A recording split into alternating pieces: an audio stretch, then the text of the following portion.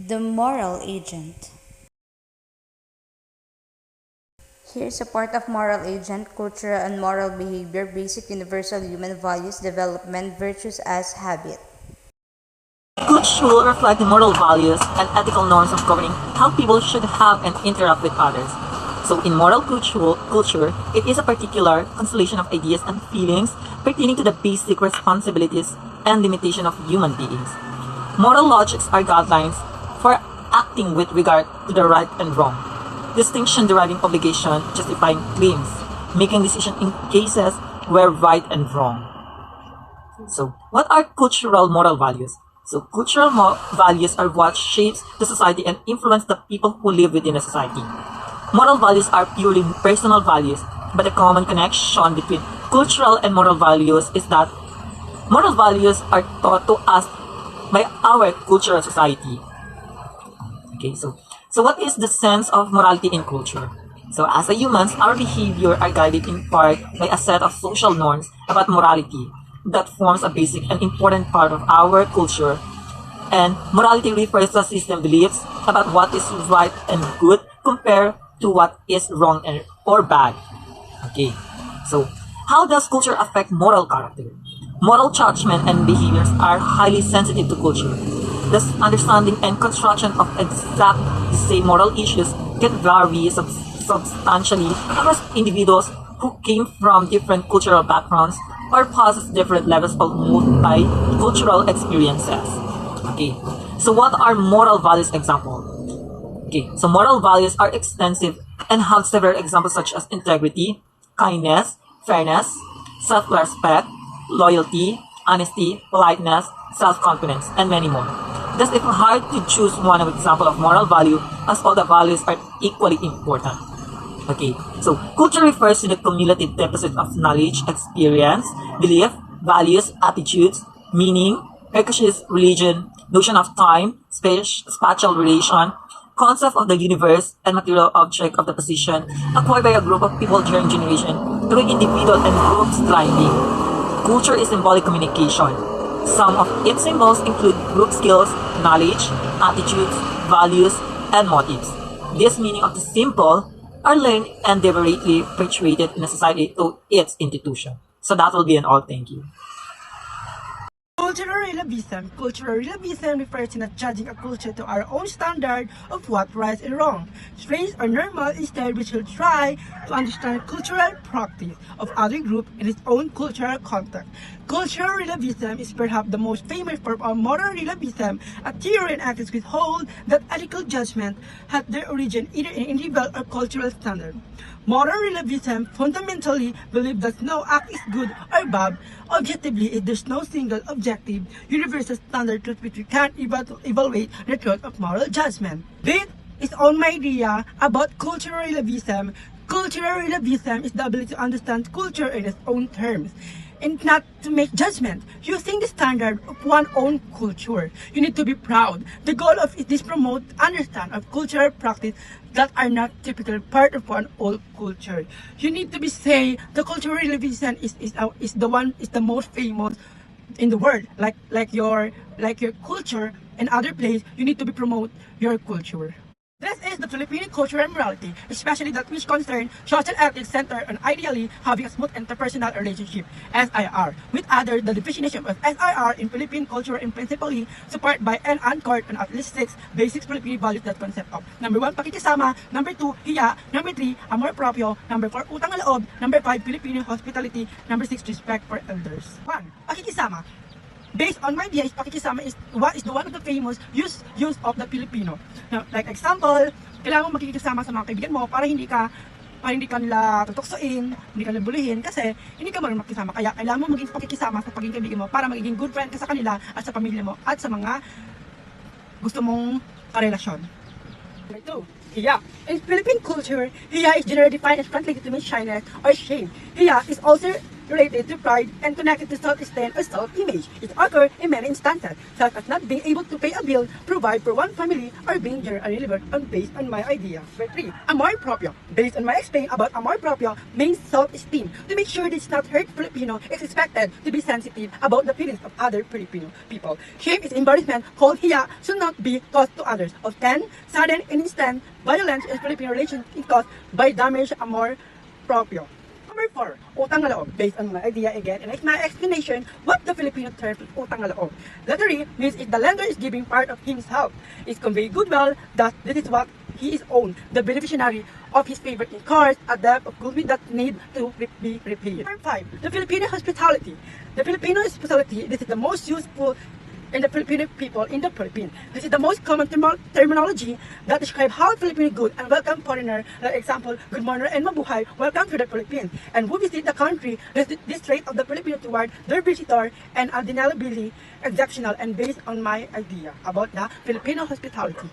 And the last one, number 6, respect for elder. And this is, again, the most and famous useful in Filipino people. Respect for one elder in traditional in the Philippines. When a Filipino child meet an older family member, the youth customarily greet with a gesture called mano po, taking the older relative's hand and placing it on own forehead, express profound respect. So hi guys, for today's lesson we're going to talk about what is culture's role in moral behavior. Culture reflects the moral values and ethical norms governing how people should behave and interact with others. Culture's role in moral behavior. Within culture are moral codes that are practiced through social behavior. Moral codes are sets of rules or guidelines that a person or group follows in order to live a least and good life. Moral codes are heavily dependent upon culture. This is because each culture has its own ideas of what is considered right or wrong. Moral codes dictate many aspects. Our lives from how we act with different age groups to how we dress and even we treat other people. Examples of moral codes are: show others the same kindness and respect you would have them to show you. Second, always do the right thing even when it does not benefit you. Third, never kill, steal, or cheat. Fourth, think before you act. And lastly, remember to be honest and fair. Social learning is the process by which individuals acquire knowledge from others in the groups to which they belong as a moral part of childhood. The process by which infants and children socially learn the culture including morality of those around them is called enculturation and socialization. Following the psychologists of Ventura's theory, have stated the social learning based on observation is a complex process that involves 3 stages exposure to the responses of others. When a child is exposed to the environment, they will observe what is happening. For example, if a child observes their parents going to work every day, volunteering at its local community center and helping their significant other with tasks around home, a child may also adopt what their parents are doing because they tend to think what their parents are doing outside of their house, and if they see it and observe it, they might adopt it eventually. That's all for today. Universal values. Universal values are formed by infant behavior standards that are necessary to live in a harmonious and peaceful society. Values are associated with morality and ethics, which is difficult to transpose or refer to the level of the group. In other words, all people have certain values that come from their interior and guide their action. Values can vary from one person to the another because humans do not think all the same way. Universal values, however, have the particularity to be specially shared. When we say universal values ay sumisimbolo kung saan nire-recognize ang katangian ng bawat isa, mapabuti man o masama, at kung saan bawat isa sa atin ay nagbibigay na ngayon na respeto sa bawat isa, at kung saan alam din natin ang human rights and human behavioral, yet we had different of thinking. Pero pag universal value ang pag-uusapan natin, we are one. We gave the same action and we socially shared. These are the sample of universal values: the love, the truth, wisdom, integrity, justice, coexistence, service, devotion, contentment. Basic universal human values. The function of most of these basic values is to make it possible for every human to realize or maintain the very highest or the most basic universal core values of life, love, and happiness. The following are some of the basic universal human values. There are the 11 basic universal human values, such as happiness, peace, love, freedom, safety, intelligence, human respect, equality, justice, nature, and health. Happiness. Happiness is an emotional state characterized by feelings of joy, satisfaction, contentment, and fulfillment. Second one is peace. Absolute peace manifests as inner mental calm and the ability to maintain the equanimity in all situations. When we feel peaceful with ourselves, we will naturally feel peaceful towards others. Third one is love. Love is the principle which creates and sustains human relations with dignity and depth. Freedom. Freedom resides within the mind and heart. Freedom is a precious gift. There can be full freedom when rights are balanced with responsibilities. Safety. This means free of threat, fear, and survival stress. Without safety, people tend to live out of their individual survival instinct, and long-term insecurity creates an egocentric survival mentality. Also, without safety, people in a society are burdened by emotional fear, helplessness, and anxiety. Intelligence. This has been defined in many ways to include the capacity for logic understanding, reasoning, planning, creativity, and problem solving. It can be more generally described as the ability to perceive or infer information, and to retain it as knowledge to be applied towards adaptive and behaviors within an environment or a context. The 9 multiple intelligence, which is naturalistic, musical, logical mathematical, existential, interpersonal, linguistic, bodily kinesthetic, intrapersonal, and spatial intelligence. Human respect. The most basic principle of any social community is feelings of connectedness, which came out of perception, empathy, and awareness that the other human is basically as we are ourselves. Equality. This originated from Old French Latin words equalis, equas, and equalitas, which mean even, level, and equal. Thus, the meaning of the word equality used in political science corresponds to the meaning from which it originates. Inequality in all aspects of life, people who are treated fairly and given equal opportunities are better equipped to contribute socially and economically to their communities. Justice. It is the proper administration of the law, the fair and equitable treatment of all individuals under the law. In general, justice is needed to realize and maintain our highest human values of freedom, peace, love, life, and happiness. It can be prevent or inhibit these highest human values. Nature. Understanding our physical dependence of nature and our awareness of being part of it are needed to see the basic value of nature. Man is part of nature, and our awareness of being part of it. Our dependence, nature and its ecology, hence our highest human values of life itself and freedom, safety, peace, love, and happiness can only be realized in harmony with nature. World Health Organization define health as being a state of complete physical, mental, and social well-being, and not merely the absences. Developing as a virtues of habit. Developing virtues as habit. Moral character refers to the existence of lack of virtues such as integrity, courage, fortitude, honesty, and loyalty. To say that a certain person has a good moral character means that he, she, or is a good person and a good citizen with the sounds of moral compass.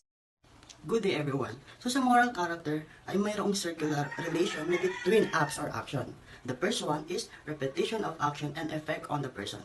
Action can be repetitive or automatic in at least 3 different ways: by habits, by education, and by habitus.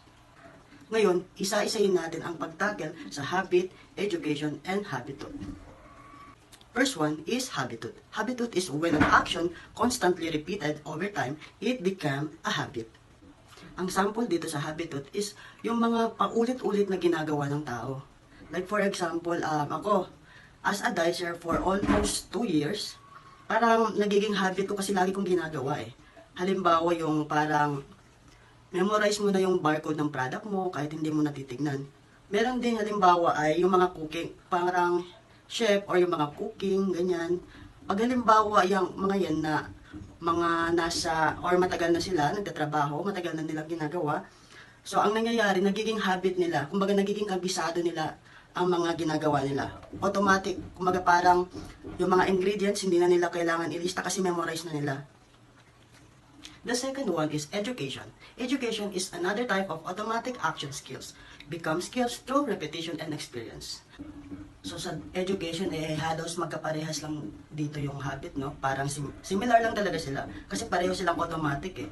Pero dito naman sa education, kinakailangan ng tao na mapag-aralan yung skills. Gaya ng, alimbawa, pagbe-bake. So kinakailangan bago ka maging hasa, dapat talaga aralin mo yung mga yung mga skills kung paano ginagawa yon hanggang sa parang paulit-ulit na rin at nagiging nagiging hasa ka na rin o example na rin dito yung mga professional. Halimbawa, isa kang IT. So, hindi ka makakapasok sa IT department kung hindi ka nakapag-aral ng IT.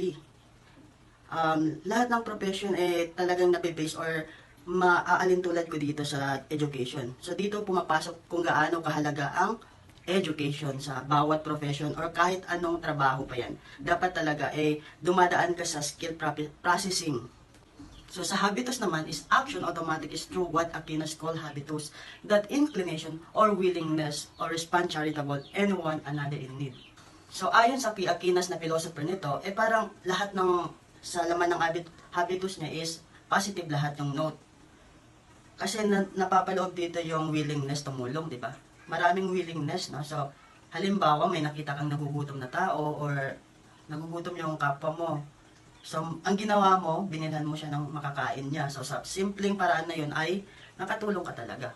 Okay, so let's proceed to another topic. That is the type of action. Because human being are body, soul, unit is action of body are action of the self. So, dito naman sa the type of acts, ay may dalawang uri ito. So, una ay ang acts of man or ang acts of human. So, ang pangalawa naman ay ang human acts. Sabay-sabay natin itatakil yan ngayon. Sa acts of man or ang acts of human, ito yung mga involuntary na nagagawa ng tao. Gaya ng pagkisap mata, pag-digest ng kinakain, kasi hindi natin kontrolado eh. So, meaning to say is, involuntary, hindi natin sinasadya, gaya ng paghikap. Yan yung mga sample ng mga human or acts of man na involuntary. So sa human acts naman is ito yung mga voluntaryong ginagawa ng tao. Voluntary kasi 'di ba yung sa acts of man is involuntary, hindi sinasadya. So dito naman sa human acts, ito ay pinag-isipan, sinasadya or ginusto mo ang bagay na ginagawa mo. Like for example is nagmahal ka. So voluntaryo mong minahal, hindi naman kasi yan parang kusa or dumating na lang bigla, no? Ngayon, ito rin ay nagdidikta ng personalidad mo kung ano yung mga voluntaryong ginagawa mo, mapasama man o mapabuti. Nagdidikta ito sa personalidad mo. Last rotation or last circulation is intention and responsibility. So, ang sinasabi dito ay ang ating action is always intended, okay? Human being on their action and the consequences of them. Relate ito sa human acts or ginusto or pinag-isipan, voluntaryo na ginawa, tayo ang nagmamay-ari sa action na yan. Or tayo ang responsable sa ating ginagawa dahil responsable tayo sa ginawa natin. Kung ano ang maging bunga niyan, tayo ang mananagot. Maganda man yung kinalabasan or mapamasama. Tayo ang magiging responsable. Kasi tayo yung gumawa ng action. Talagang pinag-isipan natin talaga. Kung bago kasi natin yung ginagawa is, pinag-iisipan muna ang bawat action or bawat hakbang na gagawin. The will is the rational power of human being. So since nakapag-isip ka naman kung tama ba yung gagawin mo, kasi dito is talagang intentional, di ba? So napag-isipan mo ng mabuti. Dito naman sa the will is the rational power of human being is meron kang choose to do it or don't do it. Kasi napag-isipan mo naman na yan eh. Ngayon, ang lahat ng mga action ay talagang magbabase sa pagkatao mo. So ngayon, nakapag-isip ka na. Meron kang pagpipilian kung gagawin mo ba yung bagay na yon. Kasi na-assess mo na, na-evaluate mo na yung mga bagay na decision mo. I will be tackle the moral development of Lawrence Kohlberg. The American psychologist Lawrence Kohlberg is best known for his theory of stages of moral development. Kohlberg pinpointed the three distinct levels of moral reasoning, each with two substages composing his so-called the 6 stages of moral development. He believed that people could only pass through these levels in order listed. Each new stage replaced the kind of reasoning typical of the previous stage. Some do not achieve all these stages. So as a human being, as the time go by, we develop our moral reasoning. But take note that not all the 6 can we develop. Okay, so I have an example. Let's see how in each stage react or take an action, or how you justify your decision. So let's proceed to the level 1, the pre-conventional morality, and there is a stage 1, which is the punishment, avoidance, and obedience. So people make decisions based on what is best for themselves, without regard for other needs or feelings. So the child obey the rules to avoid the punishment. So the person do things because he is afraid for punishment afterwards. So regardless of what others feelings, so he or she will act to avoid the possible punishment that will be given to her. Now let's proceed to the stage 2, which is the exchange of favors. So people recognize that others also have needs. So they may try to satisfy others' needs if their own needs are also met. So if you scratch my back, I'll scratch yours. So you do things because you believe that you will have a benefit afterwards. The other opponent benefits same as you. So there will be a Now let's proceed to the second level, is the conventional morality with stage 3, good boy and girl, and the stage 4, the law and the order. Now in the stage 3, which entitled the good boy and girl, so people make decision based on what action will please others, especially the authority figures and other individuals with high status. So the person will do things to please the people that surround them. They will think what will be the other person said before they committed things or before taking an action, because they wanted to please them. Now let's proceed to the stage 4, the law and order. So people look to society as a whole for guidance about a right and wrong. So they know rules are necessary for keeping the society running smoothly and believe it is their duty to obey them. So a person will think the law before committing the action. The person will assess if it's illegal or not before doing the action. Now let's proceed to the level 3, the post-conventional morality. So it has the stage 5, the social contract, and the stage 6, which is the universal ethical principle. Now in the stage 5, the social contract, so people recognize that the rules represent agreements among many individuals about the appropriate behavior. Rules are seen as a potentially useful mechanism that can maintain the general social order and protect individuals' rights. So rather than as the absolute dictates that must be obeyed simply because they're just the law. And that's be all. Thank you.